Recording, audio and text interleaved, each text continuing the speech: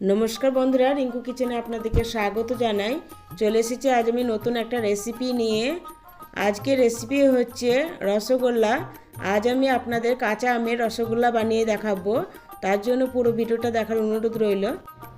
রসগোল্লা বানানোর জন্য আমি একটা আম নিয়ে নিয়েছি। এবার এই আমটার খোসাটা ছাড়িয়ে নিব। আমটার খোসাটা ফেলে দিয়ে আমটা আমি ভালো করে ধুয়ে নিয়েছি। এবার আমি আমটা ছোট ছোট করে কেটে নিব।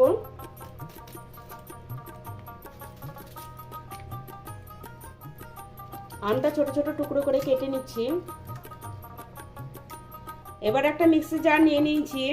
মিক্সি জারের মধ্যে আমের টুকরোগুলো নিয়ে নিব। সব আমের টুকরোগুলো মিক্সির মধ্যে নিয়ে নিয়েছি। এবার এর মধ্যে হাফ কাপ মতো জল দিব। এবার আমের পেস্টটা বানিয়ে নেব। আমটা আমি স্মুথ পেস্ট বানিয়ে নিয়েছি। এবার আমি আমটা ছেঁকে নিব। তার জন্য একটা বাটির উপরে ছাকনা নিয়ে নিয়েছি। এবার আমটা ঢেলে দিচ্ছি।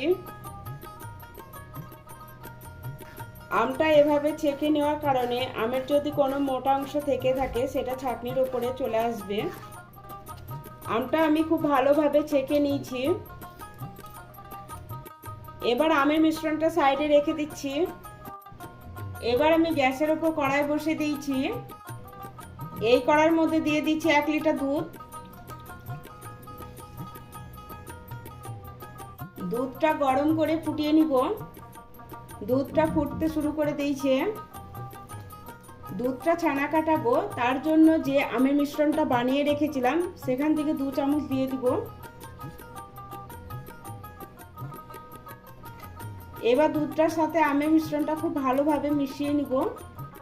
আপনারা দুধটাকে ছানা কাটানোর জন্য ভিনেগার বা পাতিলেবুর রসও ব্যবহার করতে পারেন। আমের মিশ্রণটা দেওয়ার সময় গ্যাসের ফ্লেমটা লোতে করে দিবেন। দেখুন ধীরে ধীরে দুধটা ছানাতে পরিণত হচ্ছে। আমি আরও 2 চামচ আমের মিশ্রণটা দিয়ে দিচ্ছি। ছানাটা কাটাতে আমি 4 চামচ আমের মিশ্রণ ব্যবহার করেছি।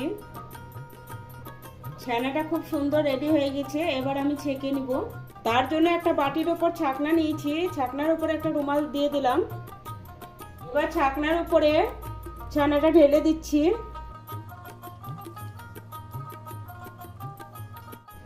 ছানাটা যেহেতু আমি আমের মিশ্রণ দিয়ে কাটিয়েছি তার জন্য আমি ধুলাম না। আপনারা যদি ভিনেগার বা পাতিলেবুর রস দিয়ে ছানাটা কাটান তাহলে ধুয়ে নেবেন।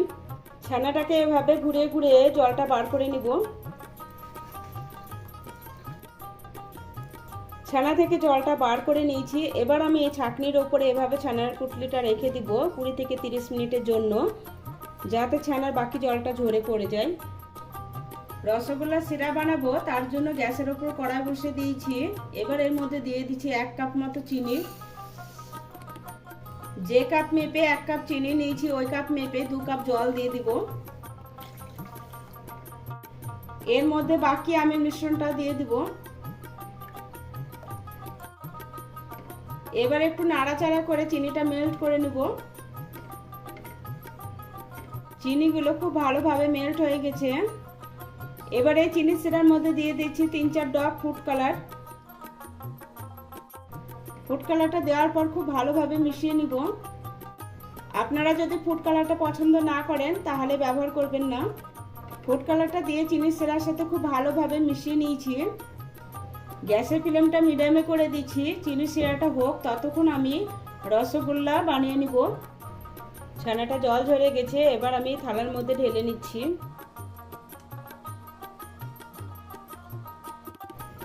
ছানাটা হাত দিয়ে ভেঙে দিলাম।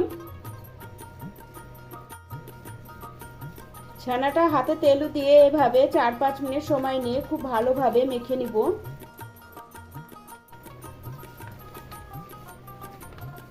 ছানাটা এভাবে মাখতে মাখতে দেখবেন যখন হাতে লাগছে না তখন বুঝতে হবে ছানাটা খুব ভালোভাবে মাখানো হয়েছে।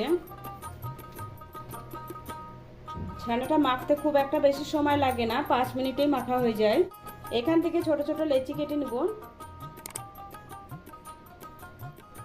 সব লেচিগুলো কেটে নিয়েছি। এবার আমি এখান থেকে একটা লেচি নিয়ে নিয়েছি আর গোল বলের মতো করে বানিয়ে নিব।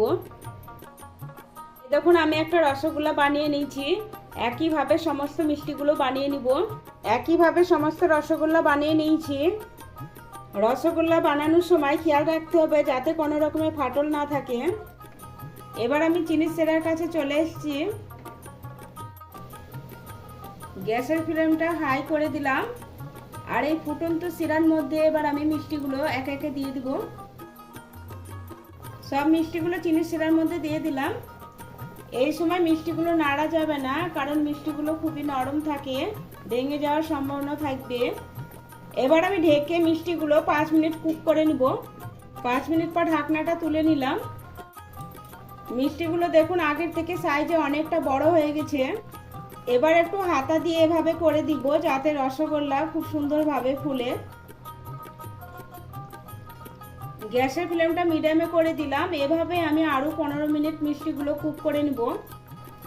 15 মিনিট পরে দেখাচ্ছি, দেখুন রসগোল্লা খুব সুন্দরভাবে ফুলেছে। এবার আমি গ্যাসটা বন্ধ করে দিলাম। এবার আমি রসগোল্লা একটা বাটিতে সার্ভ করে দিচ্ছি। আমার এই কাঁচা আমের রসগোল্লা যদি আপনাদের ভালো লাগে, ভিডিওটা অবশ্যই লাইক করবেন, বেশি বেশি করে শেয়ার করবেন। আমার চ্যানেলটা সাবস্ক্রাইব করা না থাকলে আমার চ্যানেলটা সাবস্ক্রাইব করার অনুরোধ রইল। আমি একটা রসগোল্লা দেখাচ্ছি, দেখুন রসগোল্লাটা নরম তুলতুলে হয়েছে, মুখে দিলেই মিলিয়ে যাবে।